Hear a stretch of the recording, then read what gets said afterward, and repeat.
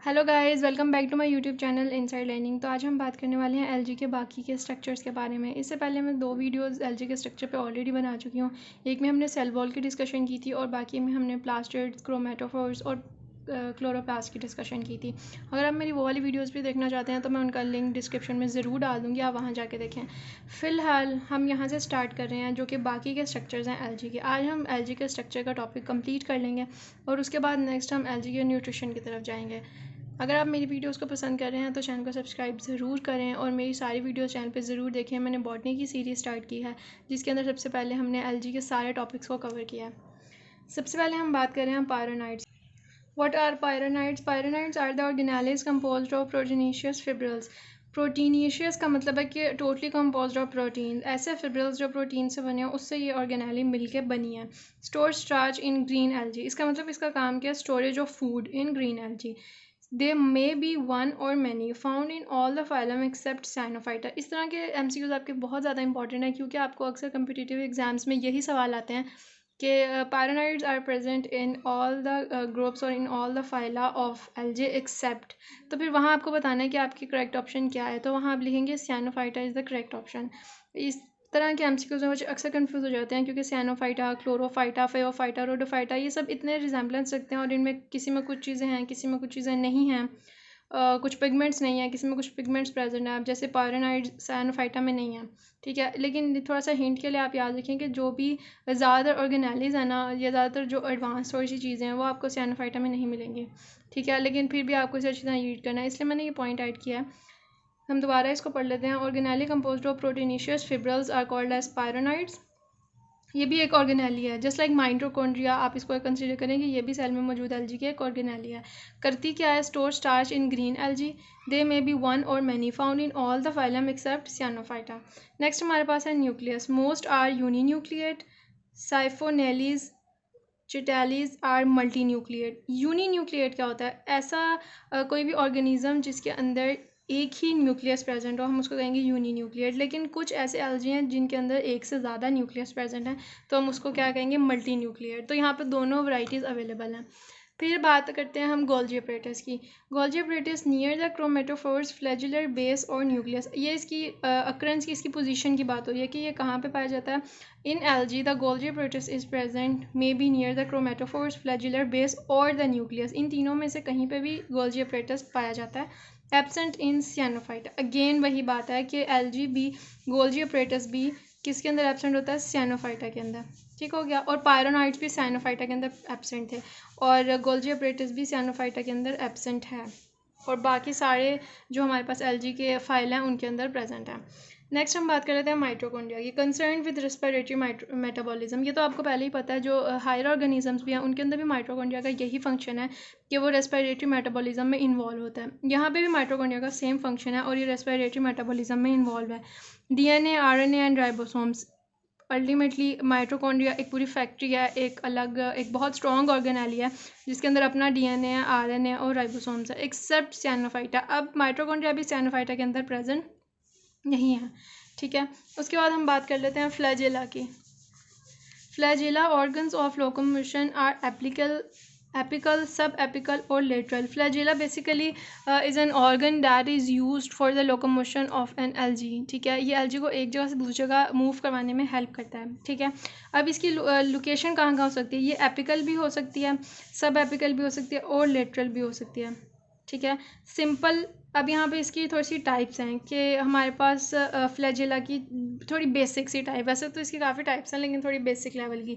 Smooth, same diameter through out. तो हमारे पास ये कौन सी फ्लैजेला? सिंपल फ्लैजेला, कि उसकी जो सारी सरफेस है वो क्या है? बहुत स्मूथ और सेम डायमीटर थ्रू आउट। तो सिंपल के अंदर हमारे पास वो फ्लैजेला है जो स्मूथ हो, जिसकी सरफेस स्मूथ हो, हेरी सरफेस ना हो, डायमीटर उसका सेम रहे थ्रू आउट। जैसे अगर मैं यहाँ पे अगर मैं फ्लैजेला की बात करूँ, ये एक अगर एक फ्लैजेला है तो इसका जो डायमीटर अगर ये मैं आपको रिप्रेजेंट कर रही हूँ यहाँ पे, अगर मैं ये फ्लैजेला को ऐसे करके पकड़ूँ, ऐसे इस डायरेक्शन में, तो ये यहाँ पे इसका कोई ना कोई डायामीटर है ये वाली जगह पे, ठीक है। तो ये जो डायामीटर है ये इसका थ्रू आउट द लेंथ क्या रहे? सेम। तो ये क्या हो गया? Simple flagella. एक्रोनिमेटिक और विप प्लैश, ये बहुत इंपॉर्टेंट टाइप है। Smooth, whip ending abruptly in fine fibril. इसकी स्मूथ विप एंडिंग होती है अब्रप्टली इन फाइन फाइबर। अगर आप इसकी डायग्रामेटिक रिप्रेजेंटेशन देखना चाहते हैं तो मैं आपको थोड़ा सा अपने नोट्स में से दिखाती हूँ कि ये किस तरह से दिखता है एक्रोनिमेटिक, क्योंकि ये बहुत इंपॉर्टेंट है और ये आपके पेपर में आ जाएगा। तो ये हमारे पास इसकी एक टाइप है। इसमें से हमारे पास जो एक्रोनिमेटिक टाइप है वो ये वाली है, this one, this is the acronematic type. ठीक है, आप इसको गौर से देखें कि ये इसी तरह दिख रही है जैसे कि इसको डिस्क्राइब किया गया, smooth wipe whip ending abruptly in fine fibre. Smooth ending है और अब्रप्टली इन फाइन फाइबर, मतलब एकदम से। ये हमारे पास सिंपल वाली टाइप है। ये थ्रू आउट इसकी एक ही लेंथ है और इसकी क्या लेंथ है, ये एंड पे जाके एकदम से श्रिंक हो गया है। ठीक है, और इसका फ्लैजिला ये यहीं तक है, लेकिन इसकी आउटर कवरिंग यहाँ तक जा रही है।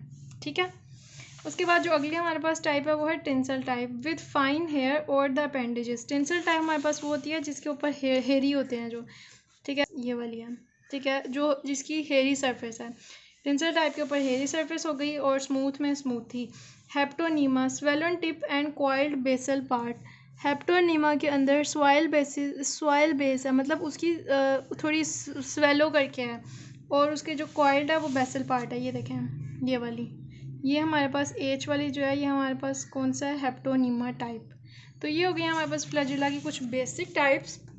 उसके बाद यहाँ पे जो मैंने एक डायग्राम ड्रॉ की हुई है, ये हमारे पास डायमीटर वाला व्यू है फ्लैजिला का। पेरिफेरल फिब्रल्स, ये साइड पे जो पेरिफेरल फिब्रल्स हैं, ये जो साइड पे स्ट्रक्चर्स हैं ये पेरिफेरल फिब्रल्स हैं। Central fibril this one. 9+2 arrangement, ये एक बहुत इंपॉर्टेंट शॉर्ट क्वेश्चन है, आपको अक्सर फ्लैजिला से रिलेटेड आएगा शॉर्ट क्वेश्चंस में। शॉर्ट क्वेश्चंस में नहीं आएगा तो एमसीक्यूज में आएगा, लेकिन ये मस्ट है कि आपको पेपर में वो पूछें। और ये हमारे पास यही वाला कॉन्सेप्ट है कि 9+2 अरेंजमेंट क्या है। 9+2 अरेंजमेंट बेसिकली पेरिफेरल फिब्रल अराउंड होती हैं सेंट्रल फिब्रल के। 9+2 अरेंजमेंट हमारा ये है। अगर आपको ये शॉर्ट क्वेश्चन आता है तो आप लाजमी इसके अंदर डायग्राम ड्रॉ करें, इससे आपके फुल चांस नंबर आने के चांसेस ज़्यादा हो जाते हैं। तो ये थी हमारी आज की वीडियो। एक क्विक रिवीजन कर लेते हैं कि आज हमने क्या क्या पढ़ा है इस वीडियो में। तो आज हमने कुछ स्ट्रक्चर्स पढ़े हैं which are present in the algae. तो हम उसको वन बाय वन रिवाइज करते हैं। सबसे पहले हम अगर बात करें तो हमने पायरोनाइट्स की बात किया। What are the pyrenoids? Pyrenoids basically organelles हैं that are composed of proteinaceous fibrils. काम क्या करती हैं? Store starch in the green algae. कितनी होती हैं? मे बी 1 और मैनी। और किस में नहीं होती? सियानोफाइटा में। फिर हमने न्यूक्लियस के बारे में पढ़ा। मोस्ट आर यूनी न्यूक्लिएट, एक न्यूक्लियस भी होता है, और मल्टी न्यूक्लिएट भी होते हैं। मल्टी न्यूक्लिएट किस में होते हैं? सिफोनेलिस एंड चिटैलिस। ठीक है, सिफोनेलिस एंड चिटैलिस के अंदर हमारे पास मल्टी न्यूक्लिएट हैं। फिर हमने पढ़ा गोल्जी अपरेटस जो है इसकी पोजीशन कहाँ कहाँ हो सकती है। फिर ये एब्सेंट है in Cyanophyta. Mitochondria concern with respiratory metabolism like in higher organism, और ये किसमें नहीं होता? सियानोफाइटा में। फिर हमने पढ़ा फ्लैजिला के बारे में। Flagella of locomotion are apical, सब एपिकल और लेटरल। सिंपल फ्लैजिला स्मूथ है, सेम डायमीटर है throughout the length of the flagella. Acronematic और विपलैश स्मूथ है, विप एंडिंग है अब्रप्टली इन फाइन फिब्रल, जिसकी मैंने अभी आपको पिक्चर भी दिखाई है। फिर tinsel type with the fine hair और the appendages, haptonema swollen tip and coiled basal part. और ये इसके डायमीटर का कॉन्सेप्ट है, जिससे हमें 9+2 अरेंजमेंट वाला शॉर्ट क्वेश्चन पता चलता है, जो कि आपके पेपर में लाजमी आएगा। Thank you for watching my video. If you like my video do subscribe to my channel, और नेक्स्ट आने वाली वीडियो का इंतज़ार करें, उसमें हम बात करेंगे न्यूट्रिशन ऑफ एलजी के बारे में। Thank you.